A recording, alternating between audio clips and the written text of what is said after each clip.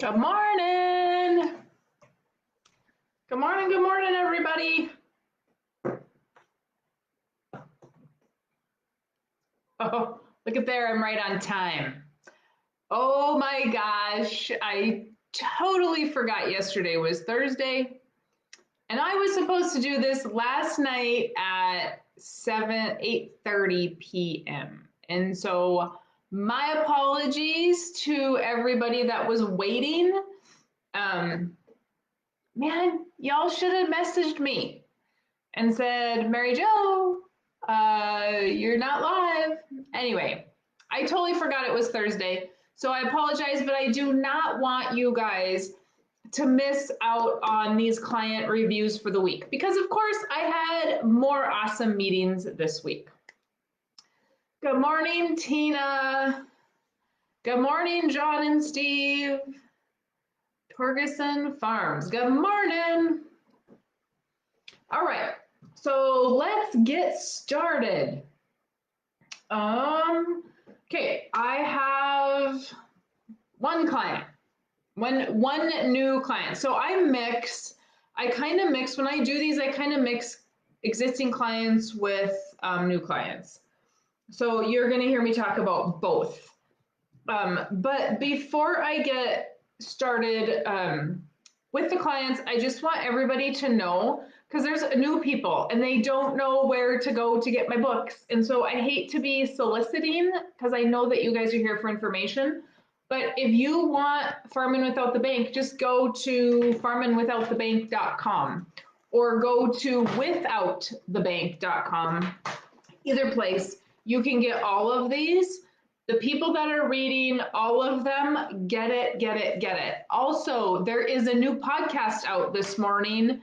And so if you have not been listening to the Farming Without the Bank podcast, please do that. And you do not have to be a farmer. And so if you don't have if you want more information, go ahead, listen to the podcast. All right. Good morning, Jean. Hey, Kevin. All right. So the first client we have is, I had to pull out my inner Jolene Brown yesterday. And if you guys do not know who Jolene Brown is, go back and listen to my podcast. I interviewed her on my podcast. Jolene Brown is a farm business consultant, is what I'm going to call her. I don't know what she calls herself as her official title. But she ends up doing a lot of counseling-ish, okay? And so I found myself doing a little bit of counseling yesterday, and the client said, I didn't call for counseling. And I said, well, I end up doing this quite a bit because we are dealing with family in most cases. And he thought, well, we don't need to bring up the issues with dad. Au contraire, we do need to bring up the issues with dad because it is affecting him financially.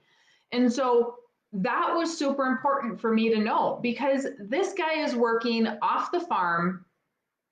He has a really good job off the farm. His wife is working off the farm. And guess what? They're having a really hard time to just pay their bills because they're sticking all this money into the farm to prove to dad that they can do it. Okay, this guy, I think, was 38 years old. 38 years he's been trying to prove to dad that he can do it. Now, in addition, he started a business for dad that he's put his time and energy in so that he can have the farm and dad can have the income from the business. The business is going great. We're 5 years in, and a contract with dad was drawn up, but dad decided he doesn't want to follow the contract. Dad decides every day that there's a different answer and a different solution, and it just whatever is happening, right? Now, I understand I'm getting one side of the story here, but at this point, we need to decide how much money are we going to stick in? I mean, we have a $25,000 loan to upgrade the ranch. And dad gets to use that. Dad gets to use all that stuff with no indication that that is going to be transitioned over, which was the plan. right? So we did have to do, we talked a little bit about how long are we going to do that. And in some cases, I have clients who have just walked away from the whole farm operation and said, you know what, if there's not, I'm happy to work here. Every child I know is happy to work for nothing as long as there's a plan. And if there's no plan, they are walking away and saying, well, I'm not going to work here for 30, 40 years and then get nothing out of it. And so there has to be communication on both sides. Okay. He does have on the financial side, they have quite a bit of personal debt, like I said, that's not getting paid off. But he was sticking like $19,000 a year into 401ks.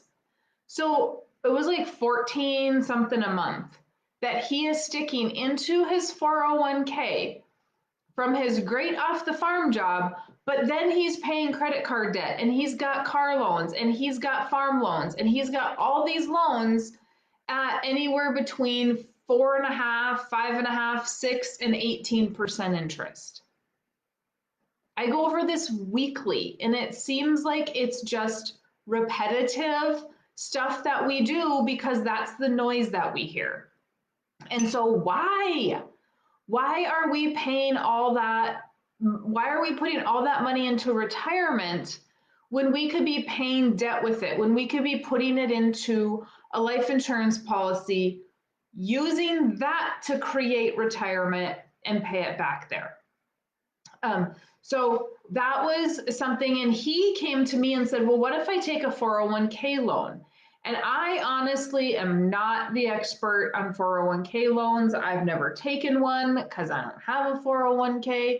And according to him, and he's going to double check, obviously, but he could take a 401k loan, pay it back however long he wants at whatever interest rate he wants.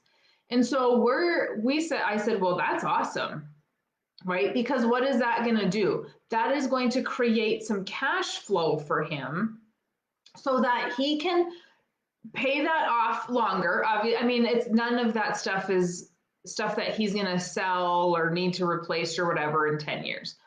So if he pays his 401k back for 10 years, creates some cash flow, so we don't need to use a credit card to live, that we can use cash to buy groceries and those sort of things.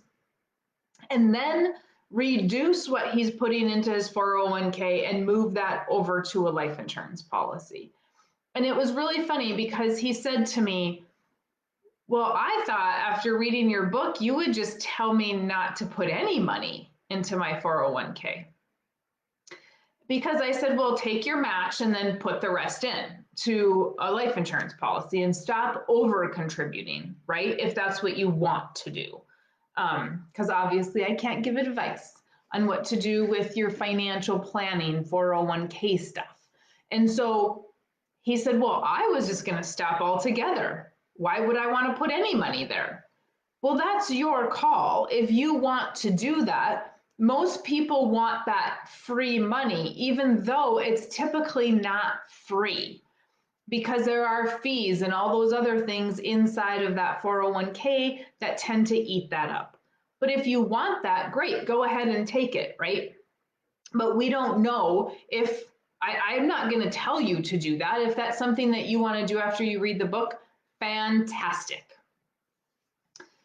So we found, even in a situation where he's paying a lot of the debt, we actually ended up finding quite a bit of money because he is sticking a ton of money away into 401ks or his 401k.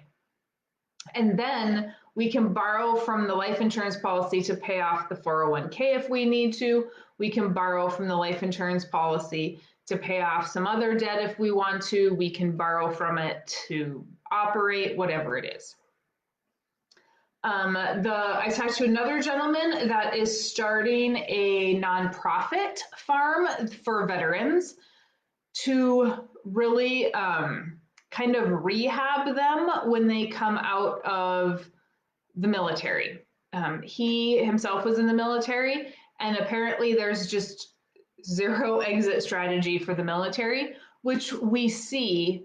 I mean, unless you're completely blind and not seeing that, veterans struggle when they come out of the military, not knowing what to do. And so that was a very interesting conversation and really fun to talk to that guy.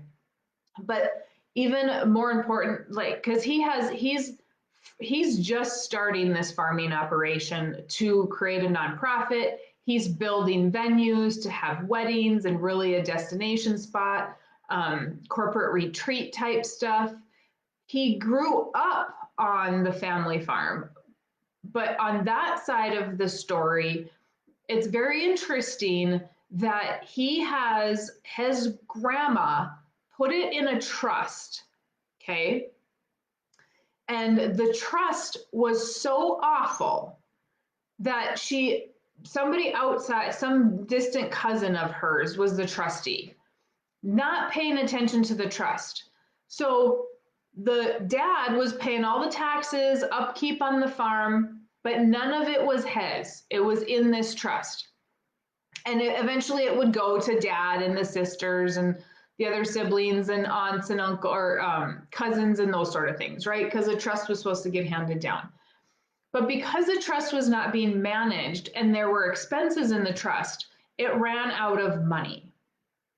So he basically joined the military to have the income, right, that he could pay.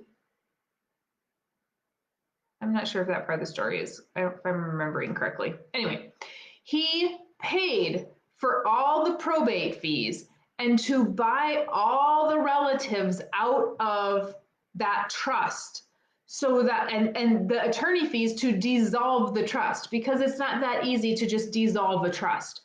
But if he didn't pay for the attorney fees to dissolve the trust and paid out the family members who are basically not going to get anything because the state was going to take it, because that's how the trust was set up. So $500,000 later, he did all of that so that dad still had a place, right? And so what has he done? And he's in his 40s, he's about 45. He has basically devoted his entire life to learning how money works and finances and investing in real estate, listening to people like Robert Kiyosaki and Bob Proctor, and just getting his thinking correctly around money, around life in general, because he didn't grow up in that atmosphere. Dad didn't have the money to save the farm. He did it for dad. But when you are setting up a trust, that is so important.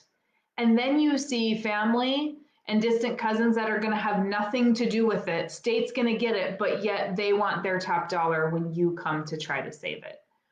It was very interesting, but this guy has got his poop in a scoop, and it was super fun to talk to him.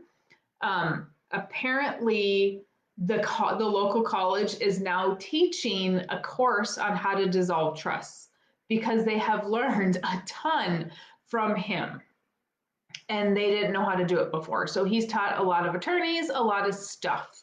And 19 years of probate, 19 years and $500,000 later.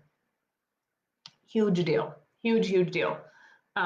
Super, super fun to talk to that guy. And yes, he's got some off the farm income coming in. He had a business and those sort of things, and that's how he paid for it all. And he had some property investments that he had as well. All right, next guy was in his 50s and did not have a lot, did not farm. He was a truck driver. He owned his own truck. Somebody got him loads. But he has a little bit that we can put away, which is not bad. Absolutely not bad. But he knows he needs to do something because he has nothing for retirement. Absolutely nothing. And so that was fun to visit with him. But what was really interesting in that conversation too is he read all the books. He's listened to the podcast because he's trucking, right? So he had all the information. He knew what he wanted to do before we even met, really. I mean, he had a few questions, But for the most part, he was very, very knowledgeable. Nothing big in that case. And at 54 years old, we're looking at a little bit higher premium than when you're in your 20s. But he can do it, and he's going to make it work. Okay, next couple. They are young. I just always have a lot of young people, but this week again, a lot of young people. I don't want to call them millennials because they're probably I don't know what age group the millennials are.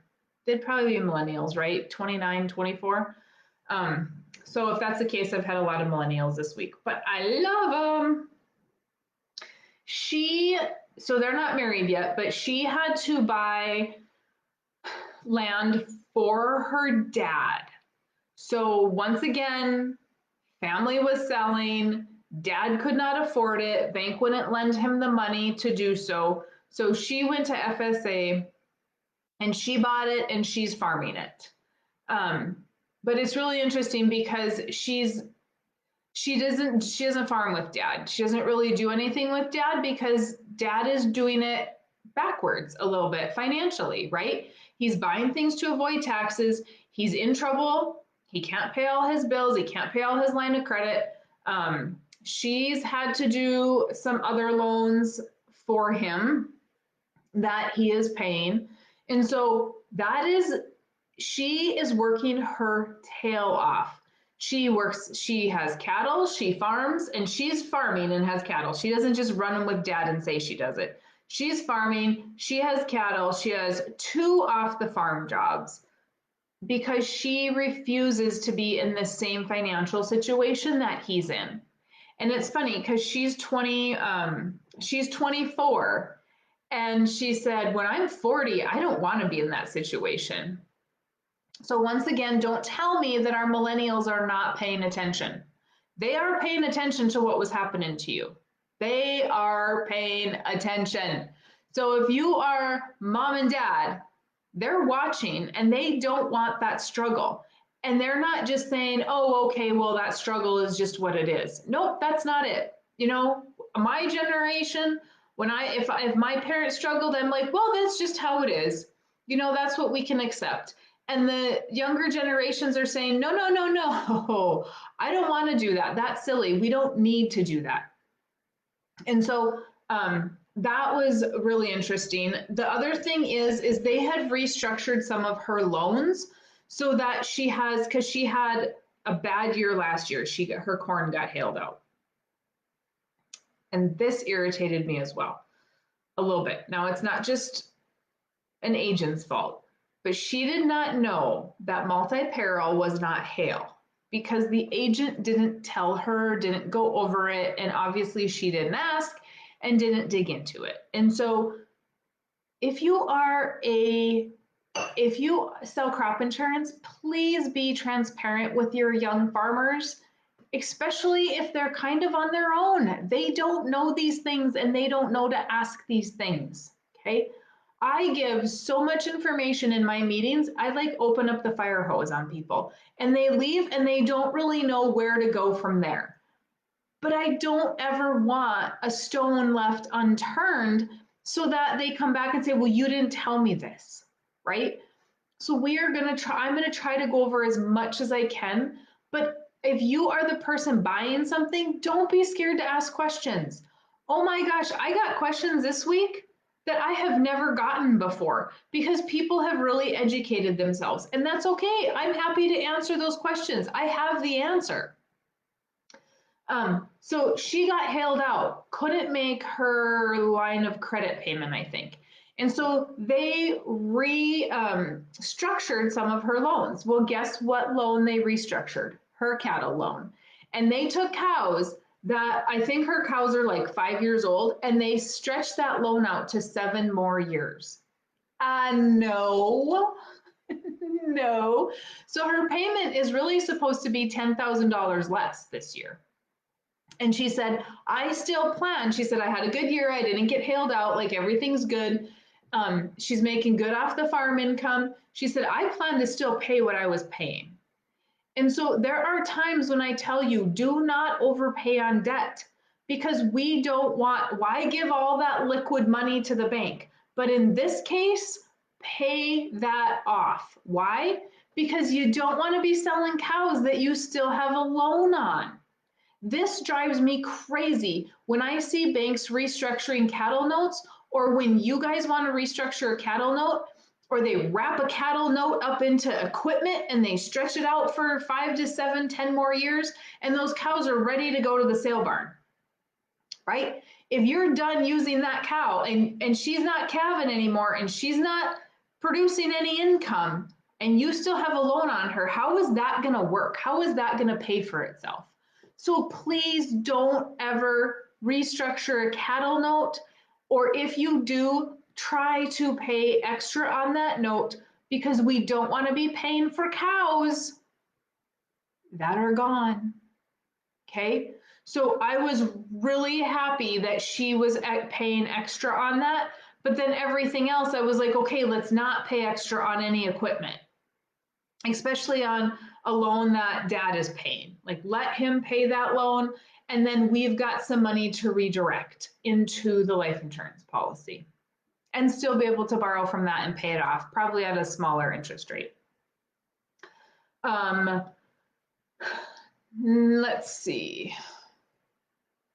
Yes, Jolene does rock. I'm just going to go over questions here quick. Well, hey, Darcy. Hey, Michaela. How are the babies? Hey from Texas. Hey, back to you, Michael. Good morning, David. Hi, Katie. Okay. Next couple, they were young as well, 27 and 33. Woohoo, more millennials. She had another couple that's not married yet. She has a lot of debt just from school.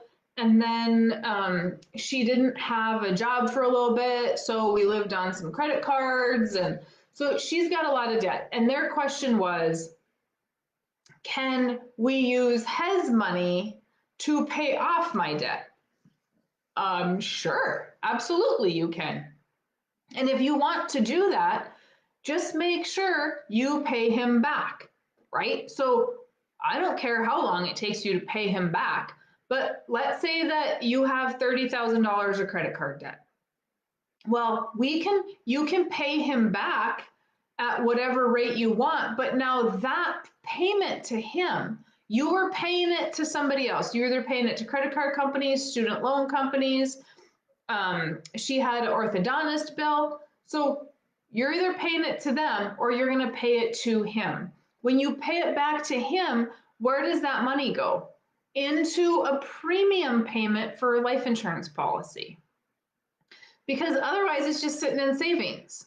So what is that earning? Absolutely nothing. The orthodontist bill that she had, she's like, I'm overpaying on that, because she was trying to do some debt snowball stuff. So get one paid off and then use that payment to make another one, and so on and so forth. And I'm like, why are you overpaying on the orthodontist bill? Well, because I just want it paid off. Okay, but the orthodontist is 0%. He already wrapped it up into the cost of the braces, right? So I always think it's kind of funny when people are like, oh, my orthodontist is 0% interest. You know what? I paid my orthodontist up front and I got a discount. Why? Because he wraps up to give you 0%. We're just going to charge you more for the cost of braces. And so if he doesn't give you a discount, then it's maybe a true 0%. If that's what he charges everybody, then that's a true 0%. Great, take advantage of it. Just pay them when you can. But now we've got a credit card payment with a higher interest rate that we're not overpaying on. And so those low interest loans, don't be overpaying those. I had one of my other clients had a loan of like 1.2% on student loans or something. Don't pay those off. Just keep paying them and be putting that money to something else that is a higher interest rate, or use it to buy something else that's going to be a higher interest rate if you would have to go borrow from the bank on it. So some of those low rates, unless you absolutely want them paid for, some of those low rates, maybe we don't need to pay it off. I tell people all the time, I have a 2% car loan because I will not wrap my liquid money up into a chunk of metal. Because if I want to buy something, if I want to buy cows, if I want to buy land, if I want to buy an office building, if I want to buy property, the bank is going to most likely say no, but they'll say yes in 30 seconds to a $100,000 car loan or an $80,000 truck loan. It's unbelievable. But you can't get money for business. You can't get money for cows. You can't get money for anything that's a little bit odd, but they'll give you money all day long for a vehicle, which is usually a low rate. Now, this is another thing. I see a lot of people with 5% vehicle loan rates or 4.5% vehicle loan rates. Holy Moses, that is high. Don't hardly ever do a loan through the dealership. And if they tell you your loan's going to be 4%, go to your local credit union, check your local banks. Our credit union, we have a bank that does a 2.1% vehicle loan rate on new vehicles. New vehicles considered 10 years or newer, right? Within the last 10 years, that's new vehicle. There are credit unions that do, I think we have a credit union right now that's doing 1.9. When the dealer tells you that's the best he can get, that's a bunch of crap. It has happened to me, and I shouldn't put all dealers in the same category, but I've seen it over and over and over again. These dealers come in and say, yep, that's the best rate I can give you. And that happened to me. And I was like, okay, great, walk away from it. That's my payment. We're good to go. I drive through the bank and there's a big sticker on the window that says 1.98% financing for vehicles, new vehicles. And I said, well, what's considered new? Does it have to be brand new? And they're like, no, it just has to be 10 years old or newer. I refinanced so fast. I only had my vehicle a couple weeks. I refinanced immediately. And guess what? They actually pulled my credit from that bank at the dealership. But they didn't choose that bank because they didn't get as big of a kickback. So when you are buying a vehicle, don't always assume that the dealership is going to give you the best rate. You might have to go to the bank. It might be one more stop. And it might not be a one-stop shop of, oh, we're going to do financing here and it's all good. No, check around if you're getting a new vehicle. 4.5%, 5%, 6% is ridiculous for vehicle loan rates right now when you can get a lot less than that. Okay, I got off on a tangent. Let's see. Oh, and then this young client as well, she said to me, she's like, well, Mary Jo, I really want to ranch. And there's some land that eventually maybe we can, eventually maybe we can lease and then I can have some cows, but it's going to take some time. And I don't know, right now they don't have anybody leasing it. And I believe it's the people that she works for who are super, super nice because she works on a ranch. And I said, well, don't rule out the fact that you could custom graze that. And so you could lease the land and then you could find somebody who needs your cows run on it and you could just custom graze. You could just custom ranch, essentially, is what I call it.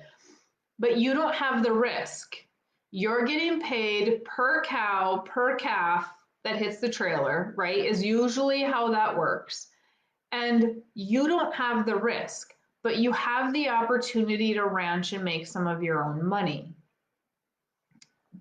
If somebody else wants to buy the cows, let them buy the cows.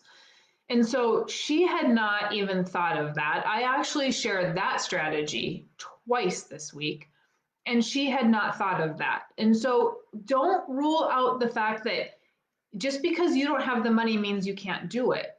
I've talked to people, I've had several people that they lease the land. They don't own any land. They lease the land. Oh my goodness, I am a mess this morning. They lease the land and then they find somebody else to bring cows in and they don't have any risk. It's guaranteed income for the most part if you don't let the cows die, right? So that is a good way to get started, make some money, so then you have the money to buy the cows, and you maybe do not have to go to the bank to borrow money to buy cows. I don't know why I hate cattle notes, but I hate cattle notes. I just, when I see people have a cattle note, I don't know why I don't like them, because they will, probably because we don't know if it'll even pay for itself. If the markets are bad and we can't make that cattle note, I just don't like them. I know that they can get paid for, but they make me nervous. All right. Um,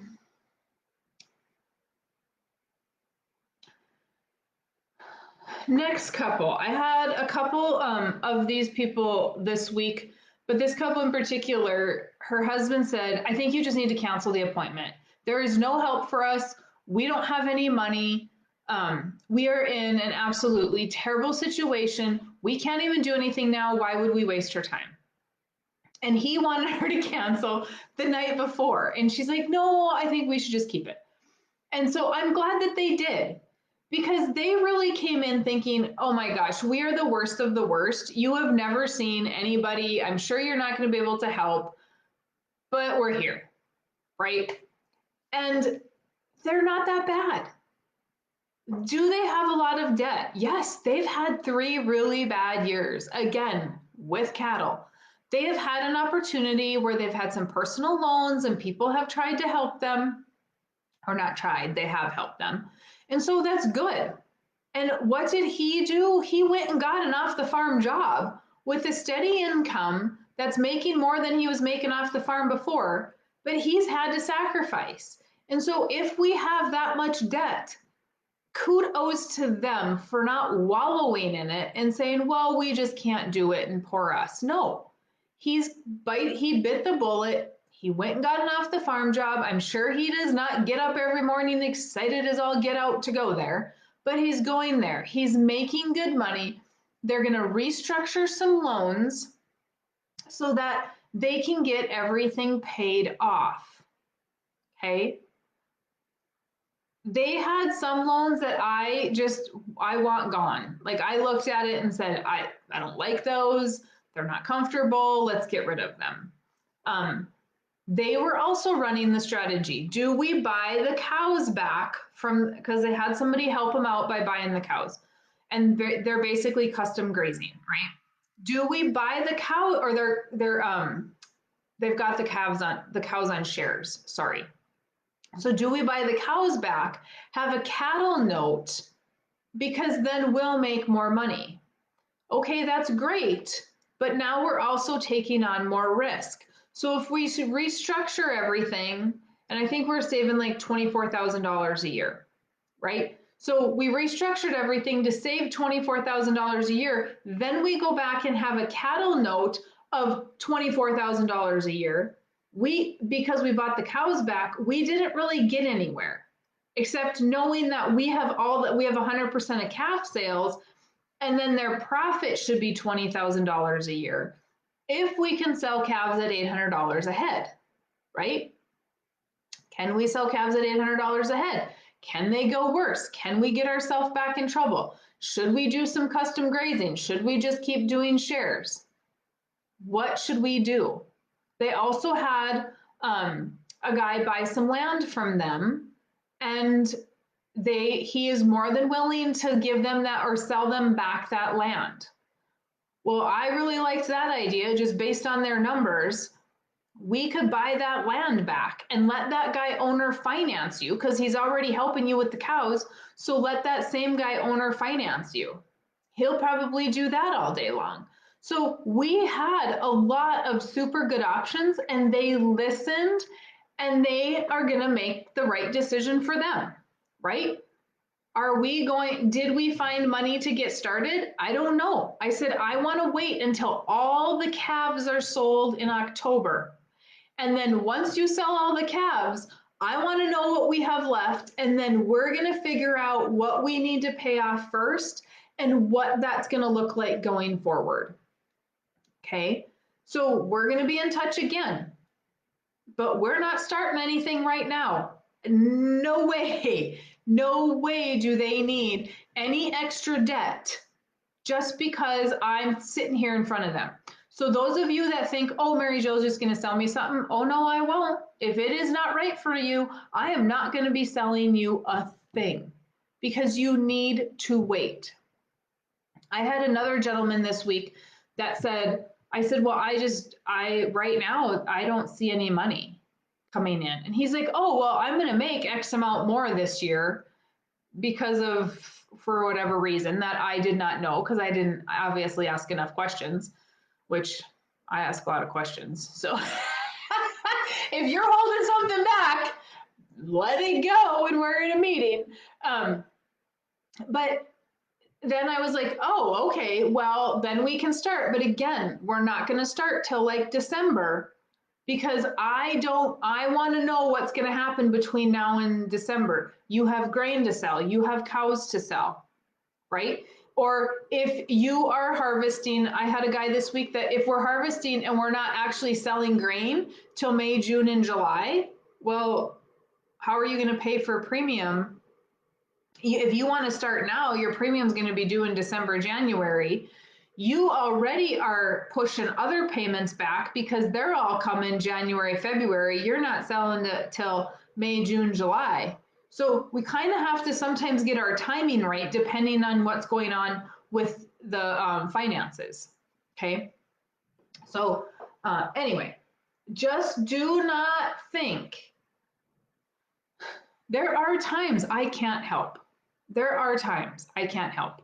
But there are a lot of times, and it happened twice this week. We had money. Well, it actually happened 3 times this week. We had money. We just weren't thinking about it correctly. We were not thinking about how to get that debt paid off faster or how to utilize the money or how to create cash flow. And it's hard for you to maybe do it because you are emotionally attached to it. I can come in and say, well, let's do this, this, and this, right? But I'm not emotionally attached to your money. You guys, I reach out to colleagues and say, hey, okay, I've got this and I want to do this. Is that the best way? Am I missing something? Because it's my money. So I'm emotionally attached to my money. And making that decision is not the same as helping you make a decision because I don't have any emotional attachment to your stuff. So I am human as well. I still have to go to colleagues that I trust and say, okay, is this the best way for me to do this? I had, oh, I missed this guy. Okay, I had another young man who was farming with his father-in-law and he was crop sharing. He was helping his father-in-law and he's crop sharing with grandma who is like 88 years old. I love it. I absolutely love it. And it's all his wife's side of the family. And so they were doing a lot there. They were really in a position where we had to be a little bit creative. And again, we need to kind of see what's going to happen in the next few months because they had no health insurance due to the fact that most of you are in this same exact situation. Health insurance was expensive and then Obamacare comes along, or health, whatever you call it. I call it Obamacare. So Obamacare comes along and what? Insurance went up for them. So they're like, we can't afford insurance. So no health insurance, and they did not qualify for the Obamacare insurance because of the fact that they made too much money. Baby number 3 comes along, massive health issues, massive health issues. They have spent $500,000. They had apartment buildings that they had to sell to pay that off. They've gotten help from family. And so now they have health insurance. They did, I think it was Good Samaritans. So there is health insurance for those of you that don't have any. There is like I forget what they call it. Good Samaritans, I think, is one of them. But it's like it's like a health sharing program. There we go. And so they do have that now. And their son is going to need a couple more surgeries, which are about $125,000 a piece. Yes. So they have some money, but I really kind of want to see, because they just got the health insurance, they're just kind of getting back on their feet. They are crop sharing with dad as well to help pay back some of those medical bills. So it wasn't like money was just given to them. But I kind of want to see them get on their feet just a little bit. Or if we do start something, it's going to be very small, because they are still kind of going through all that stuff. But if there is something, you guys, if there is something that'll shut you down in 5 seconds, it is medical bills. And it is heart-wrenching to see that. Because what do you do? Do you take the risk and end up in a situation like them with a ton of medical bills and no insurance? Or do you pay the $3,000 a month for insurance and you don't have the $3,000 a month?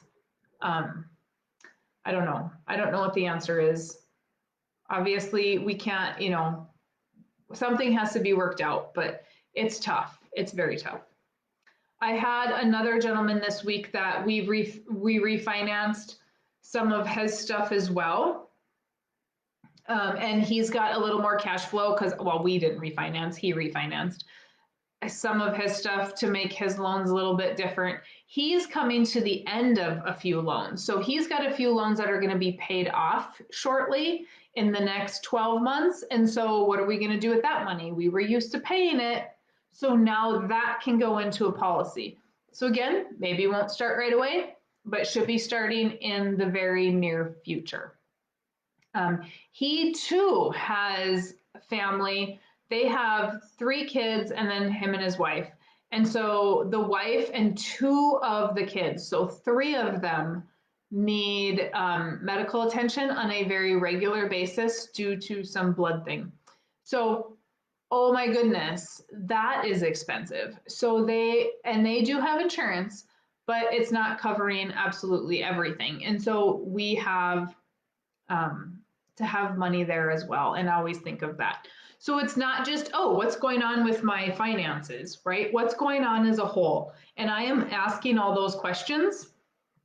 And he didn't open up right away. And when I said, where's all your money going? Like, you guys have really good off the farm jobs. Why don't you have any money? And yes, I'm going to ask that question straight out. If you have good off the farm jobs and you have no money in savings, where is that going?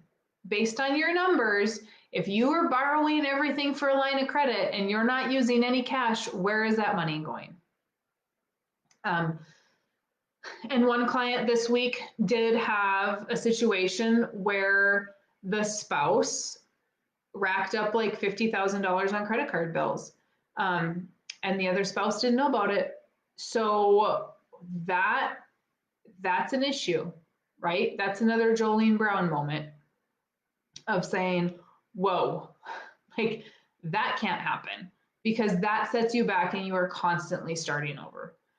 And so what is causing that? Why are we going to spend all that money? There is an underlying reason for that. And then I just had some calls from clients this week that were, hey, Mary Jo, I want to take a loan. I've never taken a loan. And you guys, when you take a loan or don't take a loan, I don't get notified from the insurance company. It is 100% your responsibility to take care of that loan. 100%. So guess what? I was like, what do you mean you've never taken a loan? It's been like 3 years. You've never taken a loan? Nope. And then they don't stop to take the time to meet with me. And so they forget why they should be taking a loan. They forget how it works. But he called to ask, should I take money out of my 401k to buy this land, or should I put it into a life insurance policy first? And I'm like, well, you have the money in your policy. He had no idea that he even had that amount of money in his policy. Great. He's been paying his premium and he's been doing a great job. And so we had which ended up being one question. We had lots of strategies and a couple phone calls along the way because there were a lot more questions on my side. So as a client, when you're calling and asking me to run strategies with you or to talk about a scenario of how to buy things, which is what I do with my clients for free. I don't, once you have a policy, you get access to me for that. And so it's, if you're not calling me, I can't help you. I'm not calling you every day and saying, hey, just wondering how it's going, right? Because you have bigger and better things to do. And so that it, when you have the policy, and we went over this in my podcast, the use it or lose it episode. If you're not using your policy, you lose the understanding of why you have a policy. So make sure that you are continually listening to podcasts, listening to these Facebook Lives, reading the book, or listen to it, because I have it on audio and you can get it on audio. Plug it in while you're in your tractor, okay? Got a call from another client that said, hey, Mary Jo, been listening to your podcast, been listening to other Infinite Banking Concepts podcasts, and guess what? I'm overpaying on my mortgage and I don't want to do that anymore. I want to put it in a policy. And today's podcast that I did is a 15-year mortgage versus a 30 and why you might not want to pay that off. And I'm just going to give you a little teaser here. You can go listen to the podcast. But if you are going to pay a 15-year mortgage, if you're going to pay a mortgage in 15 years versus 30, guess what? For 15 years, you give extra liquid money to who? The bank. And when you need it, you have to do what? Refinance.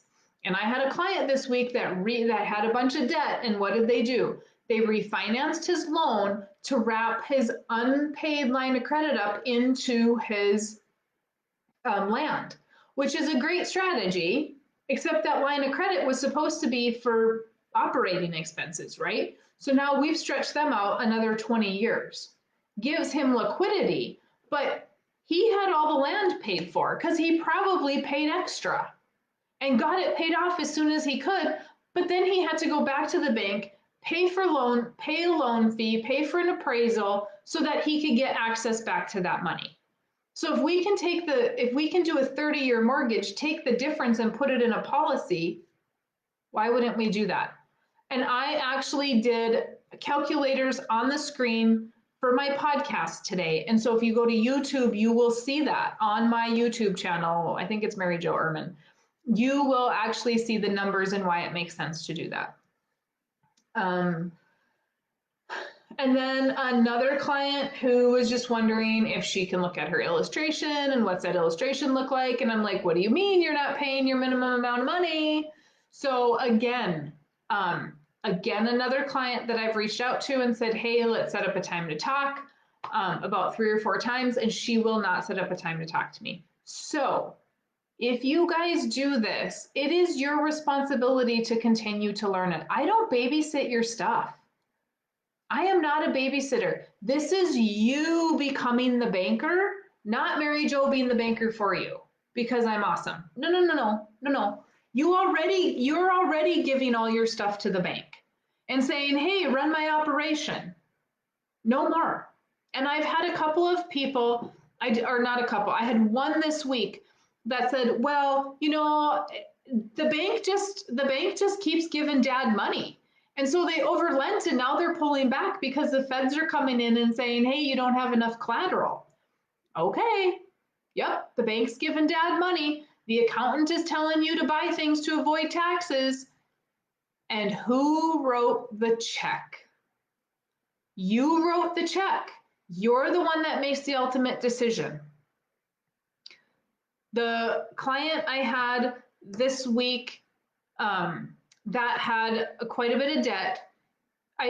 He said, well, we got in trouble because we took money out of my wife's IRA, which then put us into a higher tax bracket because it was all income. So we went and bought something to avoid taxes, and now they are having trouble paying all the payments.